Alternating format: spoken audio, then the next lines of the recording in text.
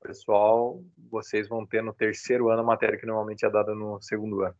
Quase que eu comecei a falar aqui também, me esquecendo desse detalhe aí, mas vamos lá. Então, o que vocês terão esse ano é a introdução à química no primeiro momento. Vocês serão apresentados para o porquê a química existir na vida de vocês. Para que a gente estuda a química? A gente estuda a química para entender as substâncias que existem no mundo, que existem ao nosso redor, que existem no universo. E para entender as substâncias, nós precisamos entender como elas são feitas. Por isso que num primeiro momento, no estudo da química, a gente vai buscar a base da matéria. Como é que a matéria é formada lá no seu íntimo? Qual é a estrutura da matéria? Então, como todos vocês já ouviram falar, já tiveram um contato no ensino fundamental, todos vocês sabem as coisas que estão ao nosso redor, que nós chamamos de matéria, o que é matéria, né? Como todos já sabem também, é tudo aquilo que ocupa lugar no espaço. Eu tenho aqui um exemplo de matéria aqui na minha mão. Aliás, a minha mão é um exemplo de matéria, meu corpo, tudo. O ar que está aqui ao redor é um exemplo de matéria. Está ocupando lugar no espaço. Matéria não é apenas aquilo que é visível. Não, de jeito nenhum. A matéria pode ser como o ar, que não é visível, mas ocupa lugar no espaço. E a prova de que ocupa lugar no espaço é que quando nós retiramos o ar, acontece o fenômeno do preenchimento desse ar. Quando você pega uma garrafa PET, é a melhor maneira de fazer esse experimento. Você chupa a garrafa PET, você chupa o ar que está ali, então a embalagem irá encolher, né? Por quê? Porque não tem mais ar dentro da garrafa, então aquela embalagem ela vai ocupar aquele espaço, é por isso que ela vai ser espremida. Então, matéria é o que ocupa lugar no espaço, e toda a matéria, né, eu pego aqui essa peça aqui de carregador de celular, para dar como exemplo, que está aqui na minha mão, mais próximo, para eu dar como exemplo, ela é feita, né, de uma determinada matéria, vamos dizer assim. Ela é um exemplo de matéria. Só que, na verdade, como é que ela é? Como é que ela é feita? Então, todo mundo já ouviu falar que as coisas ao nosso redor, a matéria é feita por átomos. Ela é formada por átomos. Mas como estão esses átomos? Quem são esses átomos? Quantos átomos existem? Nós conhecemos hoje cerca de 120 tipos de átomos, que são os chamados elementos químicos. O que é elemento químico?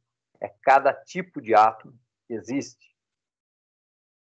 Se eu pegar uma porção de sal de cozinha, que é o cloreto de sódio, do que é formada aquela matéria ali?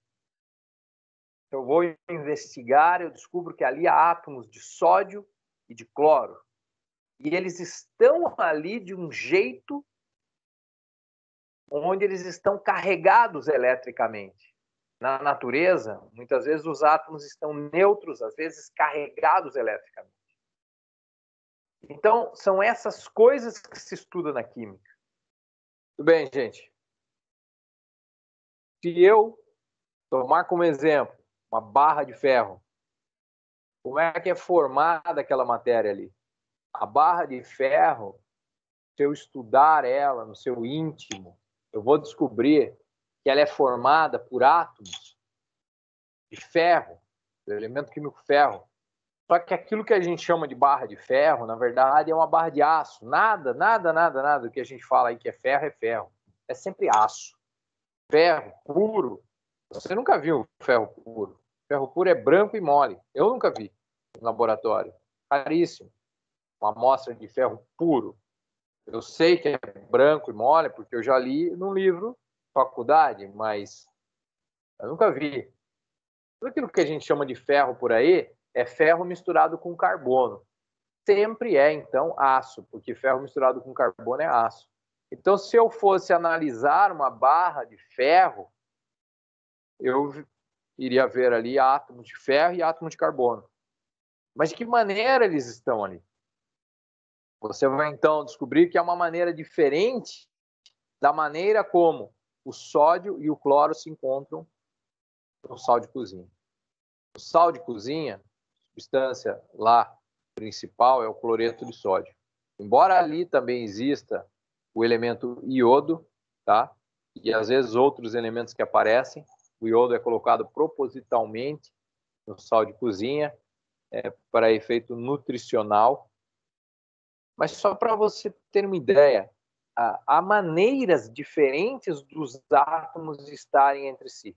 Eles podem estar entre si por uma ligação iônica, por uma ligação metálica ou por uma ligação molecular. São maneiras diferentes dos átomos interagirem. Eles ficam de um jeito diferente. Tudo é muito natural. A química não é uma matéria difícil. A química não é uma disciplina difícil.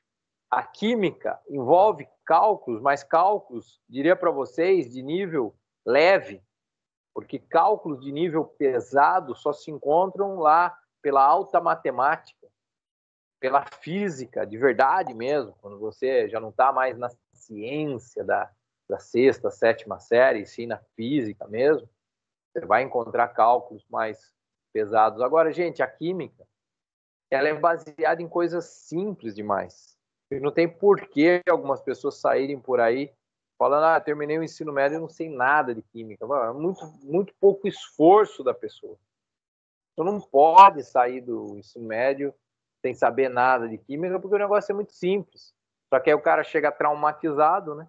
O cara já chega com trauma, achando que não vai aprender, e aí fica tudo muito complicado. A química, ela se apresenta como um instrumento para a gente viver melhor. Se você estudar química, você vai saber aquilo que você come, você vai saber como é que é feito aquilo que você veste, você vai saber como é que é feito o shampoo que você usa, o sabonete que você usa. Você vai entender, por exemplo, que se o sabonete que você usa, ele não for neutro, ele for de má qualidade, ele vai te dar irritação na pele. A gente tem que começar estudando o átomo. Bem, vou lá, vejo como é que é o átomo. Vejo que ele tem núcleo, que ele tem eletrosfera, o que é que tem por ali. E eu tenho que, então, entender como é que é a base formadora de toda a matéria. Logo vem a pergunta. É a menor coisa que existe? Lógico que não. Tem coisa menor que ele dentro dele, então é óbvio que não. Poxa, professor, mas eu entendo um pouco de grego e sei que átomo quer dizer não divisível. Exatamente. A ideia de como é formada a matéria, de observar a natureza, ela é lá de muito antigamente, lá de muito antes de Cristo. E os filósofos Leucipo e Demócrito, um dia, chegaram à conclusão que a matéria deveria ser feita por pedacinhos bem pequenininhos e indestrutíveis. Modelos sobre como é o átomo, modelos, ideias de como será que é o átomo foram sendo desenvolvidas. Sem equipamentos adequados, os cientistas foram tentando dizer, os cientistas de cada época, né? Hoje, para ser cientista, é mais chique. Lá para trás, se o cara pensasse um pouco, passasse metade do dia pensando, já era um cientista. Então, os cientistas de cada época foram desenvolvendo o que é o átomo. Então, passamos por Thomson, que imaginou, aliás, antes dele, por Dalton, que imaginou uma esfera maciça e indestrutível. Depois por Thomson, que imaginou que o átomo fosse algo como um pudim. Depois disso, já se sabia que existe coisa positiva e negativa. A questão era definir. E aí surgiu Rutherford. O Rutherford foi além. Ele já chegou à conclusão de que existem mais cientistas aí no caminho que nós vamos estudar, Mas em Rutherford, ele já chegou à conclusão que há uma região central onde ficam as cargas positivas, que são os prótons, e ao redor do núcleo, dessa região central que chama núcleo, ficam cargas negativas, as partículas negativas, que são os elétrons. Aí veio Bohr, veio Sommerfeld, e foram elaborando mais a ideia do átomo. Hoje nós sabemos que átomo é o seguinte, é uma esfera, mas ali no meio dele tem o núcleo, que é positivo, como já dizia Rutherford. Ao redor do núcleo existe de fato a eletrosfera, onde estão os elétrons que são negativos. Então o núcleo é positivo, a eletrosfera é negativa. A grande noção melhor que nós temos hoje em dia é que nós sabemos hoje que o núcleo ele é muito pequeno perto do próprio átomo. Comparando, se o átomo fosse do tamanho do Maracanã, o núcleo é uma bolinha de gude no centro do campo. Então, nós temos hoje essa visão maior sobre o que é o átomo. Agora, a pergunta que eu sempre faço nesse momento para todo mundo, vou fazer aqui para vocês, abram o áudio para falar que eu não vou conseguir ver no chat. Que conclusão você tira a partir do momento que eu te digo que o átomo é um cara que é só um pontinho dele que tem matéria e o resto é vazio. Ou seja, ele é praticamente vazio. Imagina o estádio do Maracanã. Tira as cadeiras, tira o telhado, tira a arquibancada, tira tudo. E a única coisa que tem lá vai ser uma bolinha de gude. Aquela terra que vai sobrar, né, obviamente, você pensa que a terra representa o nada.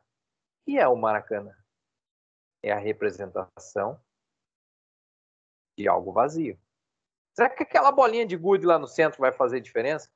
Então eu pergunto para você, o fato, tentem me responder.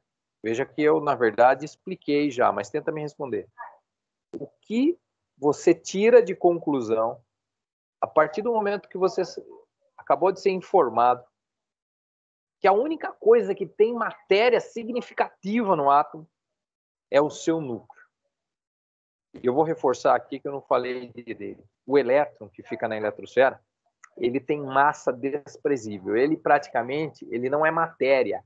Ele só tem energia. Ele é onda eletromagnética, basicamente. A matéria dele é desprezível. A massa dele é desprezível. Que conclusão você tira quando eu te digo que só o centro do átomo, que é uma parte ínfima do átomo, que só lá tem matéria? Que conclusão você tira sobre o átomo? Agora abre o áudio e fala. A conclusão é: o átomo é um imenso vazio. Uma conclusão meio óbvia. Só tem matéria no centro. E o centro dele é uma parte que é um pontinho do átomo. O resto do átomo é vazio. Então, conclusão, o átomo é um imenso vazio. Ele tem de matéria desprezível. Como tudo que existe na natureza é formado por átomos, a conclusão é que a matéria é um imenso vazio. A parede da sua casa que você está olhando nesse exato momento, ela tem muito mais espaço vazio do que espaço preenchido.